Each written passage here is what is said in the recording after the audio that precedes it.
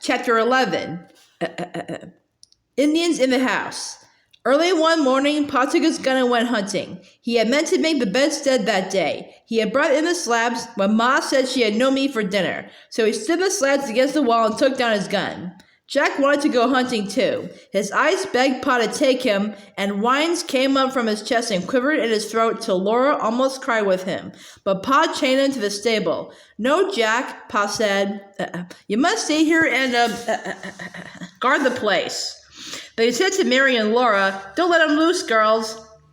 Poor Jack lay down. It was a disgrace to be chained, and he felt it deeply. He turned his head from Pa and would not watch him going away with the gun on his shoulder. Pa went farther and farther away, till the prairie swallowed him and he was gone.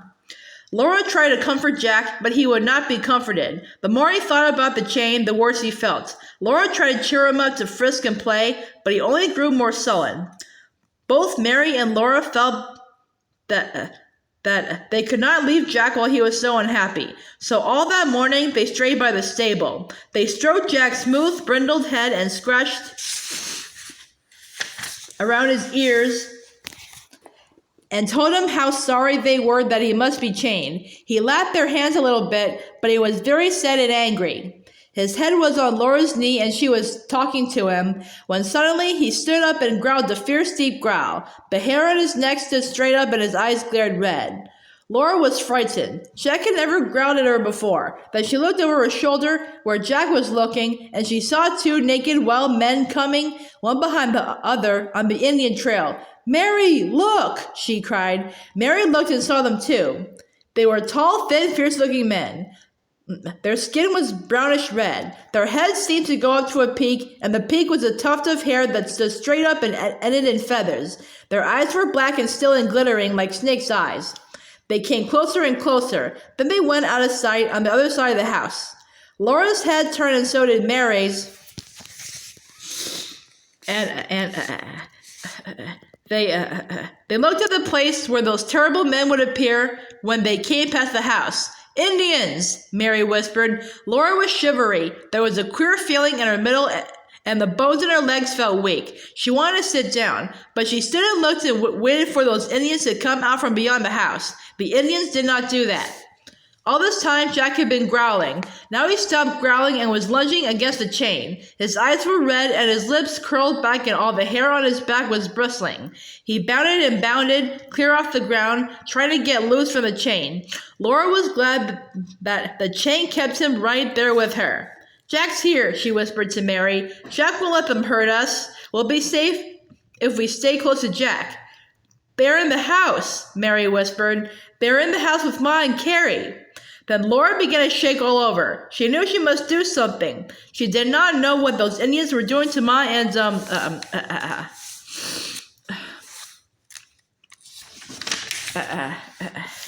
baby Carrie. There was no sound at all from the house. "Oh, what are they doing to Ma?" she screamed in a whisper. "Oh, I don't know," Mary whispered. "I'm going to let Jack loose," Laura whispered hoarsely. "Jack will kill them." "Pa said not to," Mary answered.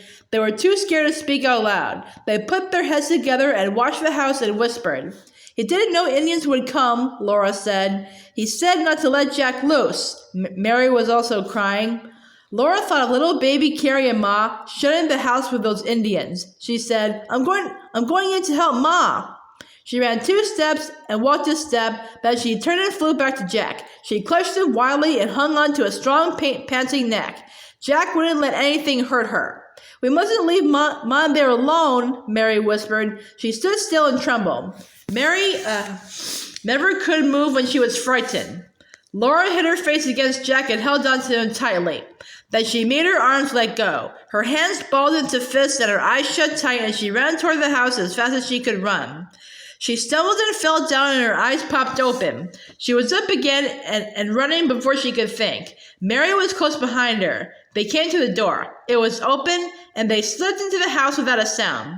The naked wild men stood by the fireplace. Ma was bending over the fire, cooking something. Carrie clung to Ma's skirts with both hands and her head was hidden in the folds. Laura ran toward Ma, but just as she reached the hearth, she smelled a horribly bad smell, and she looked up at the Indians. Quick as a flash, she ducked behind the long, narrow slab that leaned against the wall. The slab was just wide enough to cover both her eyes. If she held her head perfectly still and pressed her nose against the slab, she couldn't see the Indians, and she felt safer. But she couldn't help moving her head just a little so that one eye peeped out and she could see the wild men. First she saw their leather moccasins, then their stringy, bare, red-brown legs all the way up. Around their waists, each of the Indians wore a leather thong, and the furry skin of a small animal hung down in front. The fur was striped black and white, and now Laura knew what made that smell. The skins were fresh skunk skins. A knife like Pa's hunting knife and a hatchet like Pa's hatchet were stuck into each skunk skin. The Indians' ribs made little ridges up their bare sides. Their arms were folded on their chests. At last, Laura looked again at their faces, and she dodged quickly behind the slab. Their faces were bold and fierce and terrible. Their black eyes glittered. High in their foreheads and above their ears, where hair grows, these wild men had no hair.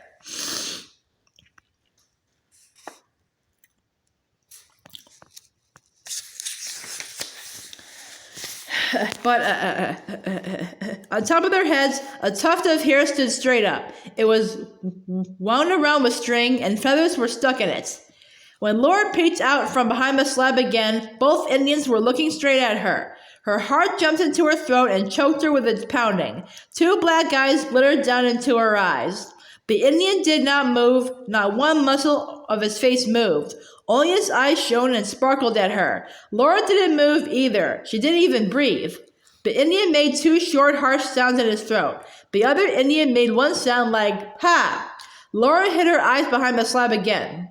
She heard Ma take the cover off the bake oven. She heard the Indians squat down on the hearth. After a while, she heard them eating. Laura peeked and hid and peeked again while the Indians ate the cornbread that Ma had baked. They ate every morsel of it and even picked up the crumbs from the hearth. Ma stood and watched them and stroked baby Carrie's head. Mary stood close behind Ma and held onto her sleeve. Faintly, Laura heard Jack's chain rattling. Jack was still trying to get loose.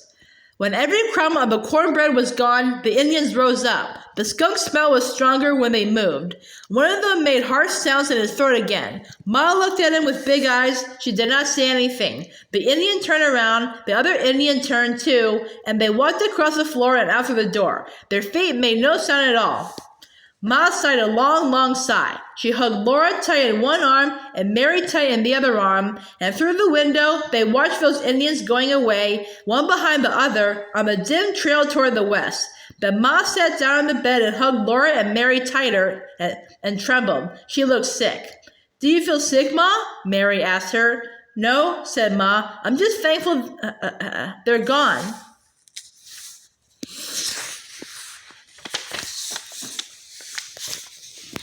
Laura wrinkled her nose and said, "They smell awful." "That was the skunk skins they wore," Ma said.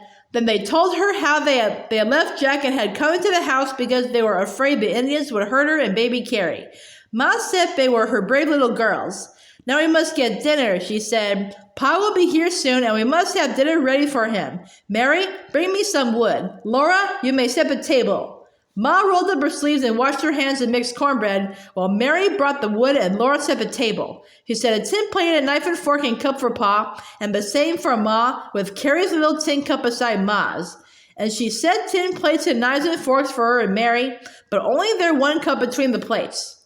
Ma made the cornmeal and water into two thin loaves, each shaped in a half circle. She laid the loaves with their straight sides together in the bake oven, and she pressed her hand flat on top of each loaf.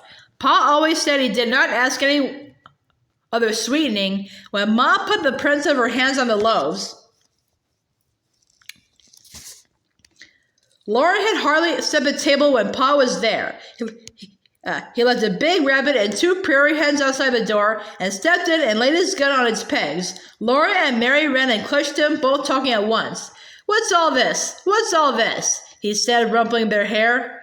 "Indians? So you've seen Indians at last, have you, Laura?" I noticed they have a camp in a little valley west of here. Did Indians come to the house, Caroline? Yes, Charles, 2 of them, Ma said. I'm sorry, but they took all your tobacco, and they ate a lot of cornbread. They pointed to the cornmeal and made signs for me to cook some. I was afraid not to. Oh, Charles, I was afraid. You did the right thing, Pa told her. We don't want to make enemies of any Indians. Then he said, Whew, what a smell. They were fresh skunk skins, said Ma.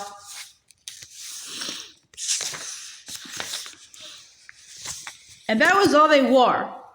Must have been thick while they were here, Pa said. It was, Charles. We were short of cornmeal, too.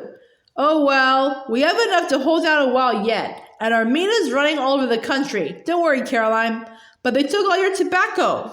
Never mind, Pa said. I'll get along without tobacco till I can make that trip to Independence. The main thing is to be on good terms with the Indians. We don't want to wake up some night with a band of the screeching He stopped. Laura dreadfully wanted to know what he had been going to say, but Ma's lips were pressed together and she shook a little shake of her head at Pa. Come on, Mary and Laura, Pa said. We'll skin that rabbit and dress the prairie hens while the cornbread bakes. Hurry, I'm hungry as a wolf. They sat on the wood pile in the wind and sunshine and watched Pa work with his hunting knife. The big rabbit was shot through the eye, and the prairie hens' heads were shot clean away. They never knew what hit them, Pa said. Laura held the edge of the rabbit's skin while Pa's keen knife ripped it off of the rabbit meat. I'll salt this skin and peg it out of the house wall to dry, he said. It will make a warm fur cap for some little girl to wear next winter. But Laura could not forget the Indians. She said to Pa that if they had turned Jack loose, he would have eaten those Indians right up. Pa laid down the knife. Did you girls even think of turning Jack loose? He asked in a dreadful voice. Laura's head bowed down and she whispered, Yes, Pa.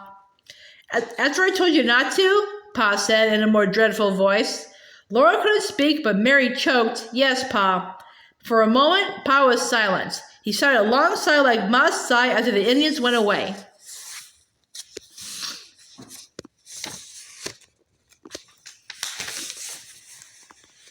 After this, he said in a terrible voice, you girls remember always to do as you're told. Don't you even think of disobeying me, do you hear? Yes, Pa, Laura and Mary whispered. Do you know what would have happened if you had turned Jack loose? Pa asked. No, Pa, they whispered. He would have bitten those Indians, said Pa. Then there would have been trouble, bad trouble. Do you understand? Yes, Pa, they said, but they did not understand. Would they have killed Jack? Laura asked. Yes, and that's not all. You girls remember this. You do as you're told no matter what happens. Yes, Pa, Laura said, and Mary said, Yes, Pa. They were glad they had not turned Jack loose. Do as you're told, said Pa, and no harm will come to you.